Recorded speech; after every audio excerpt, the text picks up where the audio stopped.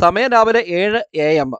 ഈ കാണുന്ന നദി എന്ന് പറയുന്നത് പെരിയാർ റിവറാണ്. നമ്മുടെ ഇടുക്കി ഡാമിൻ്റെ അവിടുന്ന് 16 കിലോമീറ്റർ താഴെ എൻ്റെ നാട്ടിൻ്റെ തീരത്തോടുകൂടി ഒഴുകി പോകുന്ന പെരിയാറിൻ്റെ കാഴ്ചകളാണ് ഇന്ന് നിങ്ങൾ കാണുന്നത്. ശരിക്കും രാവിലെ ടൈം ആയതുകൊണ്ട് നല്ല കോടമഞ്ഞൊക്കെ ഇങ്ങനെ മലനിരകളിലേക്കൂടെ ഒഴുകി നടക്കുന്ന മനോഹര കാഴ്ചയൊക്കെ കാണാൻ പറ്റും. മലയുടെ അടിവാരത്തോടെ ഒരു പാമ്പ് പോലെ വളഞ്ഞു പൊളഞ്ഞു പോകുന്ന പെരിയാർ നദിയുടെ കാഴ്ചകൾ നമുക്ക് കാണുവാൻ എന്തൊരു ഭംഗിയല്ലേ. ഇവിടെ നിന്ന് രണ്ട് സൈഡിലേക്ക് നമുക്ക് നോക്കിക്കഴിഞ്ഞാൽ ധാരാളം മലനിരകൾ നിങ്ങൾക്ക് കാണാൻ പറ്റും. ഇതിങ്ങനെ നേരെ കാണുന്നത് മൂന്നാർ മലനിരകളാണ് നിങ്ങൾ കാണുന്നത്. മാട്ടുപ്പെട്ടി കുണ്ടള മേഖലയിൽ നിന്ന് ഒഴുകി വരുന്ന മുതിരപ്പുഴ ആറുമായിട്ട് ഇവിടെ നിന്ന് ഏകദേശം 2 കിലോമീറ്റർ താഴെയുള്ള പനങ്കൂട്ടിയിൽ വെച്ച് സംഗമിച്ചുകൊണ്ട് ഈ പെരിയാർ പിന്നെ വലിയൊരു ആറായിട്ട് ഒഴുകി ലോവർ പെരിയാർ ഡാമിലേക്കാണ് എത്തുന്നത്.